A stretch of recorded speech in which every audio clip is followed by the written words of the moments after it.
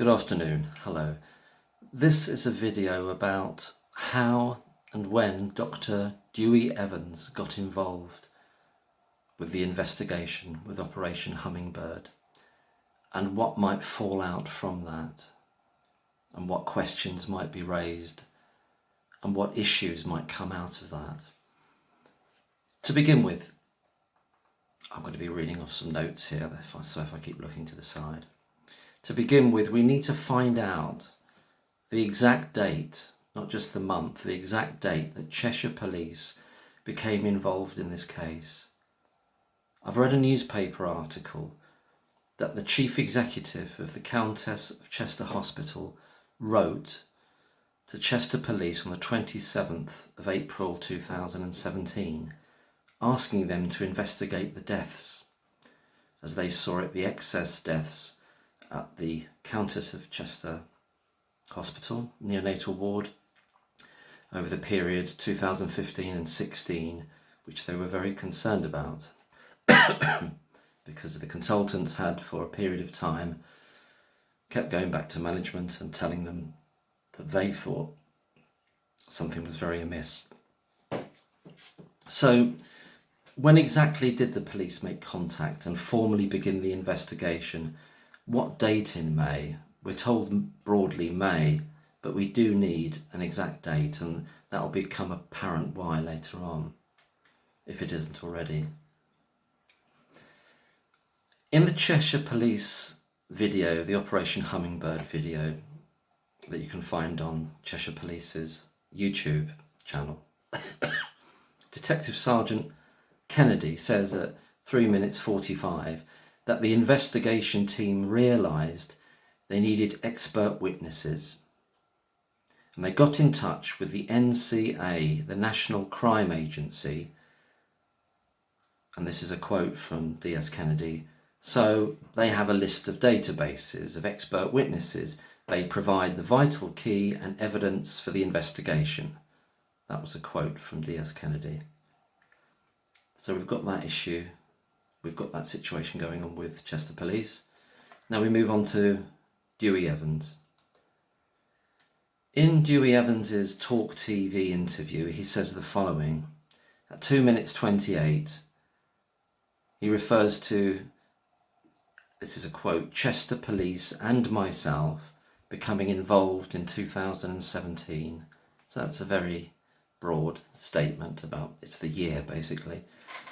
Now at 3 minutes 10, he says, since 2013, I've been involved in a couple of dozen cases for police authorities via the National Crime Agency, so my name was well known to them, and I thought this was a case that I was suited to, so I thought this was my kind of case. End quote. And he then goes on to explain that he's familiar both with babies from his experience as a paediatrician.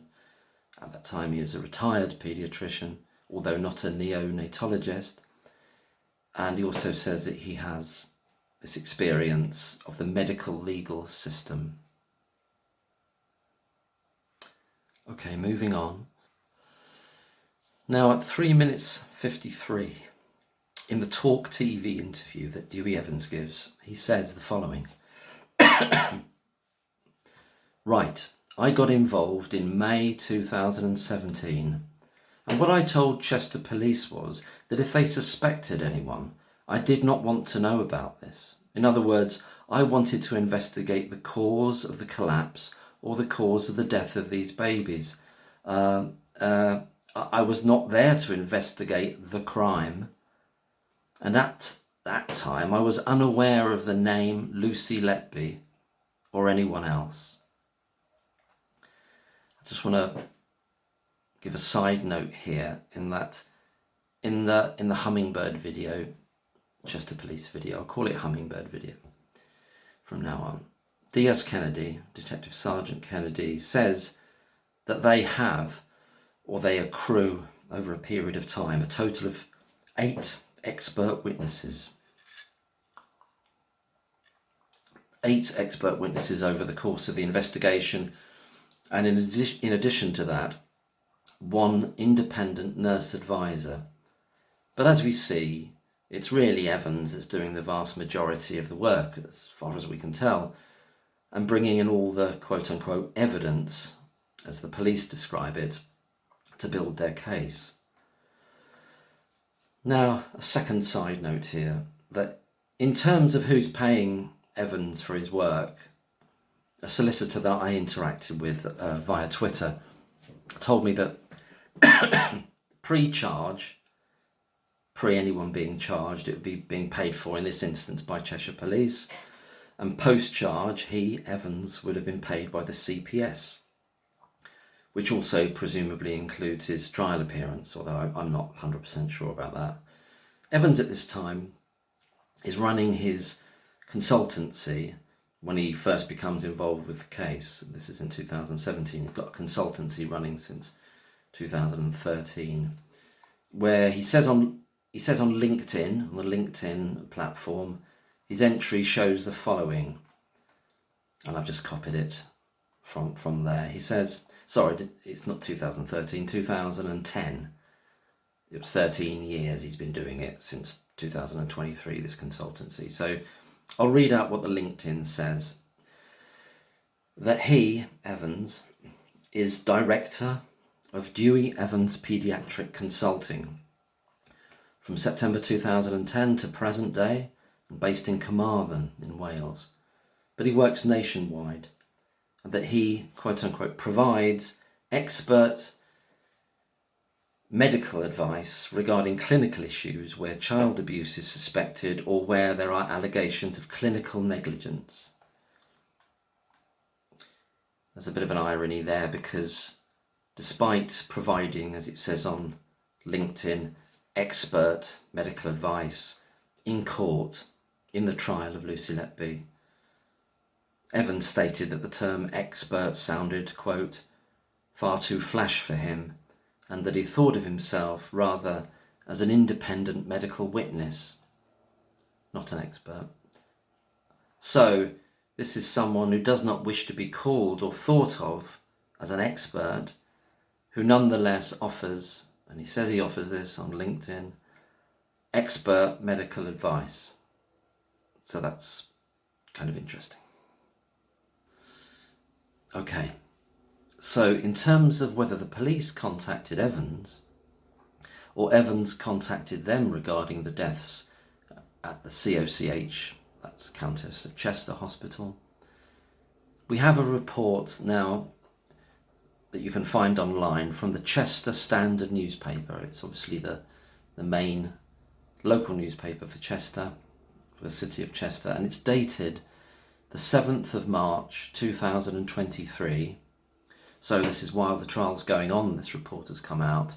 And the headline of this article, if you want to see it yourselves, is, quote, medic denies touting for job helping Lucy Letby police probe, close quote. That's the title that you need to look for.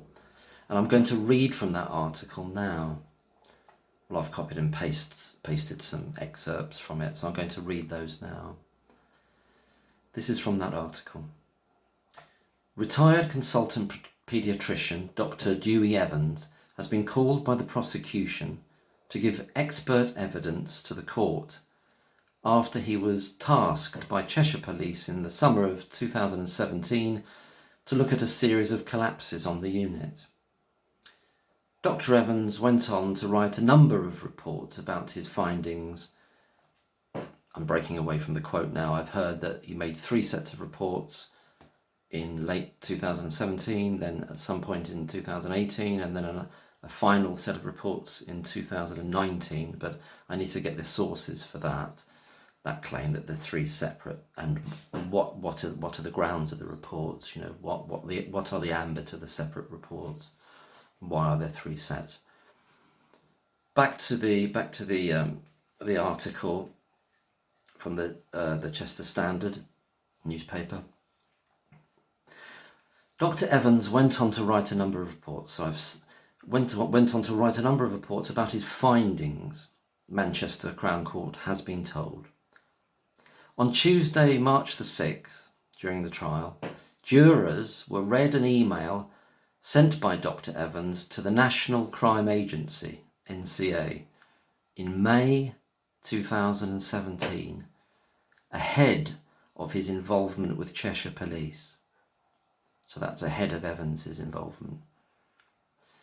In Evans's message, it says here, to Nick, it's given quotes around it because that's clearly not his name. That's an agent or an officer of the NCA who's required for some reason to be anonymous.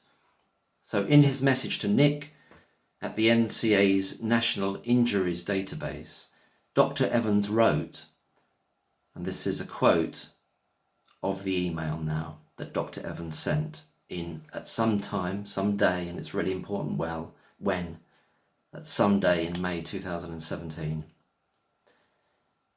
Incidentally, I've read about the high rate of babies in Chester and that the police are investigating. Do they have a paediatric neonatal contact? Do they have a paediatric neonatal contact? I was involved in neonatal medicine for 30 years, including leading the intensive care setup in Swansea. I've also prepared numerous neonatal cases where clinical negligence was alleged. If the Chester Police had no one in mind, I'd be interested to help. Sounds like my kind of case.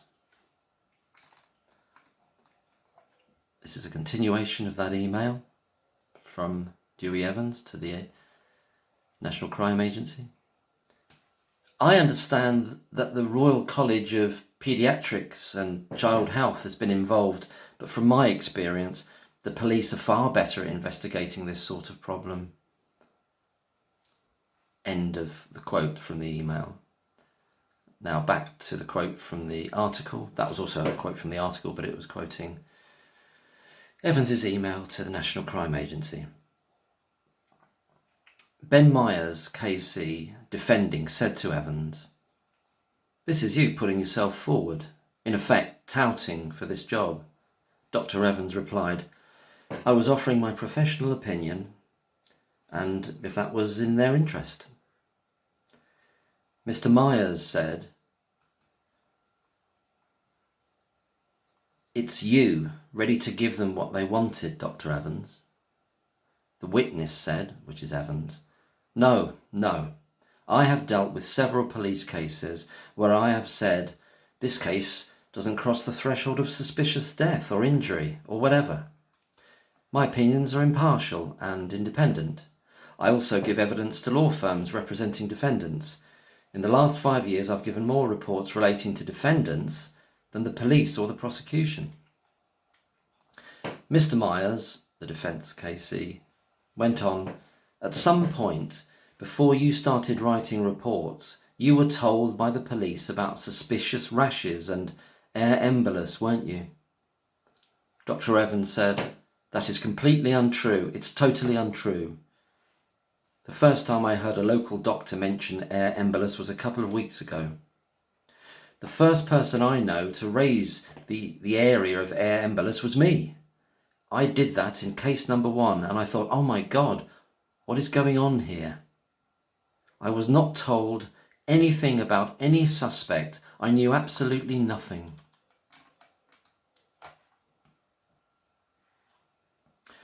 So that's the end of the quote from the article, and we can see from this exchange in court that it was clearly Evans who inserted himself or offered his services to the police, to Chester Police, via the NCA, rather than the police contacting him.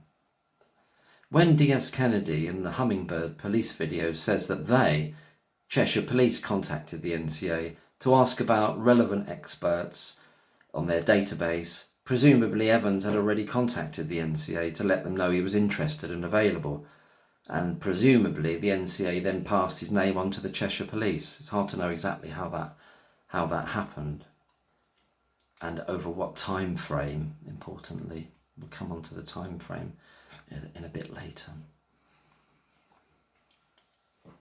What I now think is crucial from the exchange between the defence KC Myers and Evans in court is the part where Evans's email to the NCA, National Crime Agency, is read out, which is said to have been sent in May, ahead of the involvement with Cheshire Police, and specifically where Evans says in it the following, quote, "Incidentally, I've read about the high rates of babies in Chester and that the police are investigating." And, quote, "If the Chester Police had no one in mind, I'd be interested to help. Sounds like my kind of case." Close quote. This raises the question, when and where did Evans read that police were investigating? On which date in May 2017 and in which newspaper, or multiple newspapers, but which one first? Whether it's an online paper or physical paper, doesn't matter.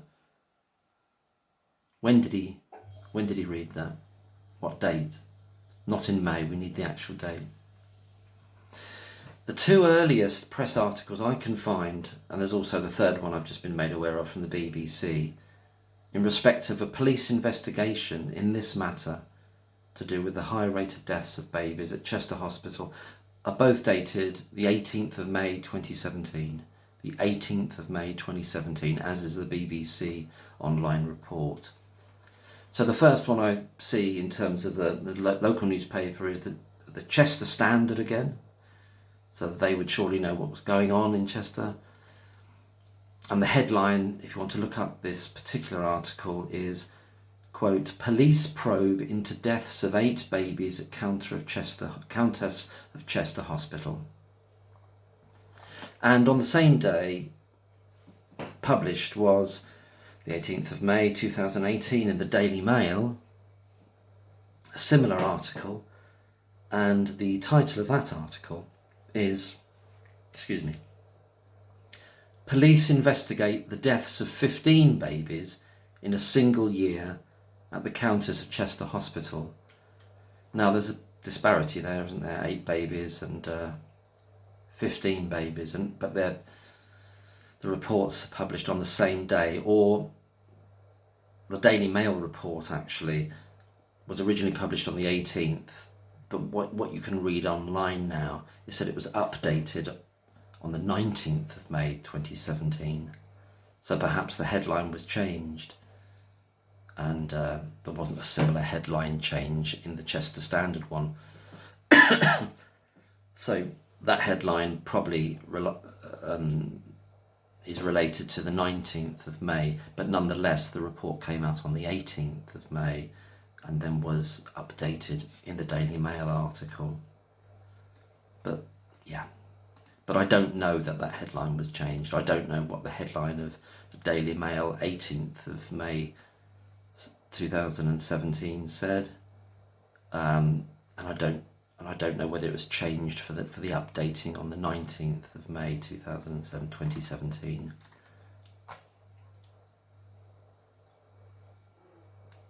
So here we come towards the real central part of why I'm making this video, what an idiot, making this video. What I'd like to know is, what is the date of the email that Evans sent to the contact Nick at the NCA? We need the exact date for obvious reasons. If the date of Evans' email is prior to the 18th of May 2017, that is a huge issue. For how then had he read about, as he said, the police investigation before it had been reported? And I put in parentheses here, in brackets, I doubt whether another news outlet is out there which had beaten both the local Chester paper and the Daily Mail to the punch and reported the police investigation prior to the 18th of May 2017. But if such an article is out there, I'd like to see it. I can't find it, can't see it. So our effective date at the moment, until it's proved different, is the 18th of May. That anyone should know that there's a police investigation, other than the people concerned, other than the hospital and the police themselves, obviously. But clearly Evans shouldn't know there's a police investigation before the 18th, should he? If it's not been reported anywhere. Unless he's had a nudge from somewhere, someone else. If Evans' email to the NCA is dated prior to the 18th of May 2017, then he is lying in the email itself when he says he's read about the police investigation at the Countess of Chester Hospital. He would be lying in it, wouldn't he? If it's dated before, because the report hasn't come out. So, because I don't have the full transcript, I don't know anyone who has, was this established in court? The date of this email, was it established? Is it in the transcript? Was it a part of the line of questioning? Did the defence, KC Myers, ask Evans about this? And presumably the defence would know the date and time of the email that was sent by Evans and received by the NCA. Is there an exchange between Myers and Evans about the time and the date and the time of Evans's email in the trial? Is it there in the transcript anywhere? I've not thus far seen this reported, but we'd need to have access to the whole transcript in order to know whether it was part of Myers' cross-examination of Evans. I mean, it might be the case that the defence, KC Myers, could see that the date of the email was either the 18th, the day of the reports of police investigations, 18th of May 2017, or a date thereafter, but still in May. It's got to be in May because everyone's saying, well, Evans is saying he didn't say I start in June, he said I start in May. In which case, you know, so where was I there? It might be that the defence KC Myers could see that the date of the email was either the 18th of May or 18th of May 2017 or a date thereafter. In which case it wouldn't be an important line of questioning to follow, as Evans could have read about the police investigation in either the Chester Standard online copy or the Daily Mail, an online or a physical copy, or the BBC story about it. But at this stage we don't know the date, and we don't know if the date was explored in Myers' cross-examination of Evans. If, however, the date of the email was prior to the 18th of May 2017, and Myers, knowing this, had not questioned Evans as to how he had managed to read about the police investigation prior to when it was first reported, then this would raise serious questions as to either Myers' competency or something much, much worse. And I'll leave it to you to draw your own conclusions what that might be, if that was the case. So, if the date of the email that Evans sent is prior to the 18th of May 2017, and it can be shown that no newspapers had reported on police involvement at the COCH, Chester Hospital, how might Evans have read about, as he said in his email, such involvement? This would mean he was lying, wouldn't it? And if he then could not have read about the police investigation by reading about it when he sent his email, if he couldn't have read about it anywhere, but he said he read about it, he must have heard about the investigation from some other source. And what might that source be? What might it be? Who might it be? Might it be someone at the hospital itself? Not naming any names, of course. Might it have been someone who'd been in touch with Evans prior to any police involvement at the Countess of Chester Hospital? Might it have been someone who also shared their concerns over a certain nurse who had now been removed from clinical duties, or maybe was suspected of causing deliberate harm to neonate babies? Or might it have been even some intermediary who knew someone at that hospital who passed this on to Evans, even before the police investigation had been reported? Or even further back than that, before the police investigation had even begun, before the police were even contacted. We see then how crucial it is to find out the date of this email written by Evans to Nick at the NRC in May 2017. We need to know which day and the time of day, because we need to know when those reports came out, either in physical form or online. So we need to know the day and the time of day in May that Evans sent that email, because he could have sent it on the 18th, but like 2 o'clock in the morning before it was printed online or was available. So we need the time and the date. This morning I went on the NRC, the National Crime, I keep getting the acronyms wrong. The NCA, the National Crime Agency. The National Crime Agency. There's a lot of acronyms going on here. I went on their website, and I did send an email, an FOI request to their communications department, asking them, I wanted to know about this email that was sent to them in 2017 from Evans, some point in May 2017. And I was asking in my email to the National Crime Agency, asking for the exact date of the email and when it was received. But then I saw that I'm very unlikely to get a response, because I saw the following on another page of the website, quote, "To ensure we can protect our officers, victims, witnesses and partners, the Freedom of Information Act 2000 does not apply to the NCA, so we are unable to respond to Freedom of Information requests." So that's a dead end. And I subsequently got an email, like a form standard email return, automatic return, saying that just no way, Jose, they're not going to give us anything. So there's that. Moving on now.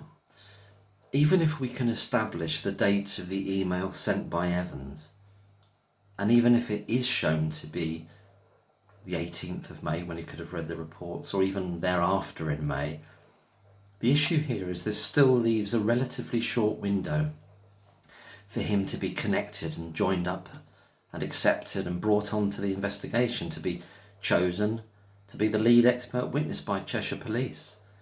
I suppose it's not impossible, but even if Evans wrote that email to the NRC, NCA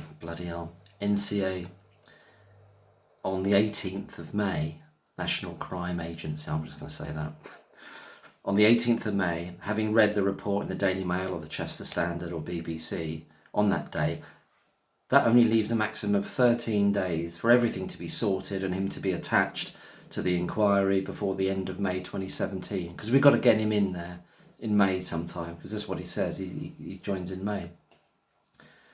And remember, as I say here, Evans tells us that, quote, I got involved in May 2017. That's from his own mouth there.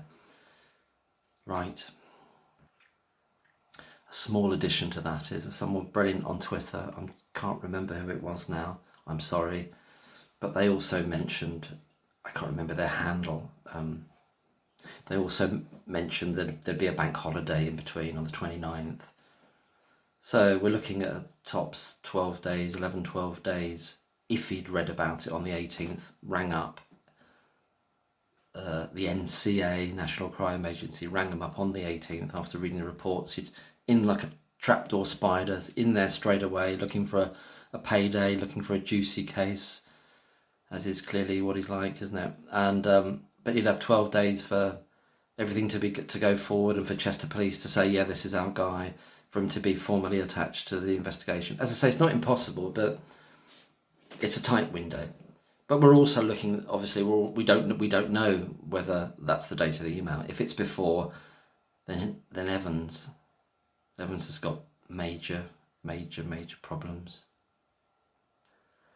as have the police, as has the whole case. So here are some sort of open questions about this now. So do we suspect that Evans knew about the police involvement as soon as it occurred, but prior to it being reported on the 18th of May? And if he did, how did he know? And who from? Might we suspect Evans of knowing about the high rate of babies, as he describes it, meaning the high rate of death at the neonatal unit in the COCH, before reading about this in either the Chester Standard or the Daily Mail on the 18th of May? Well, just the aspect, not the aspect that the police were involved, just the idea that there'd been a spike in deaths in 2015 and 16. Might he have just known about that from some other source? Well, he may have heard or read about this high rate of deaths via the RCPCH report, the Royal College of Paediatrics and Child Health report, in relation to the COCH, which was published in November 2016, the year before. November 2016, the year before the police investigation, which starts in May 2017. Or he may have been told about it from some other source. I mean, might that other source, this high death rate I'm talking about, might that other source have been someone working at the COCH? Might that other source have been a paediatric consultant? And if so, might that paediatric consultant have also let slip in 2016, maybe across that whole year even? Remember, those consultants have been focused on incrementally, the Gang of Four, focused on Lucy since July 2015. So when it gets to the police starting, they've been doing it for 2 years. They've been focusing on it for 2 years. Where was I? So might that other source be someone working at the COCH? Might that other source be, not about the police thing now, about the spike? We'll call it the spike. Might that be a paediatric consultant? If so, might that paediatric consultant have also let slip the name of a nurse that had been moved out of the unit? So moved out of the unit to admin, which happened in July 2016, where she could, quote unquote, harm no further babies. And might her name have been mentioned to Evans by somebody? Maybe a consultant that Evans knew from the past. Or maybe an intermediary between them. I mean, this nurse, she'd been the mainstay, one of the main nurses in the neonatal unit, did the more shifts than anyone else. One of the most dedicated young nurses at the hospital, one of the most conscientious, the one who was now under suspicion at that point in time. Not yet by the police. We're talking about 2016 now. But by a group of consultants. And she had been since some point in 2015. Well, probably since Breary did his first internal investigations and started pointing the finger at her, and then I believe, or I suspect, the other Gang of Four then merged in, and it became this hotbed of accusation and rumour and targeting and witch hunting and scapegoating, all those things against Lucy Letby from this group of 4 consultants. That's what I believe happened there. So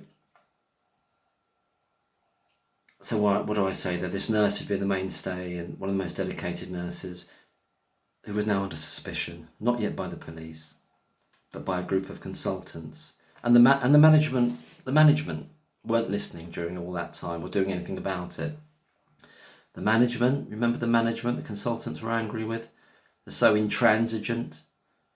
And might have Evans, if this conversation took place, might have Evans vociferously agreed how bad management was, how they had too much control over patients. And that's the phrase he uses and tells us in the Talk TV interview subsequent to the trial. Might Evans have felt and shown great sympathy for the plight of the consultants over in Chester who were up against it, knowing who was responsible for these crimes, but that person's being allowed to continue by the terrible management. Maybe. Or might have any or all of that been communicated via an intermediary of some kind, someone who knew one or more of those consultants at the COCH and who also wished to tell Evans about the consultant's concerns. So there was a bridging person in between. Because they're aware of Evans. I mean, he's been around the block a long time. He's been a paediatrician before for 30 years. I've no doubt, well, I can't say I've no doubt, it would be highly surprising to me if Evans and all four of that gang of four paediatricians hadn't come across each other prior to 2015. I think they most likely have come across each other. At least some of them would have done, in terms of some of them with Evans. But I know this is all speculation, I know. But I don't think it doesn't seem too fanciful to me, and none of it's beyond the realms of possibility. This is all about, what did Evans know? We need proof. We need proof that Evans knew way too much and or had been told way too much before he ever became involved with Operation Hummingbird. To the extent that he wasn't so much an independent medical witness or expert, but was in actuality a wholly partial and corrupted witness from the beginning. What we need is the date of that email sent by Evans to the National Crime Agency in May 2017. We need the date and the time. Thank you.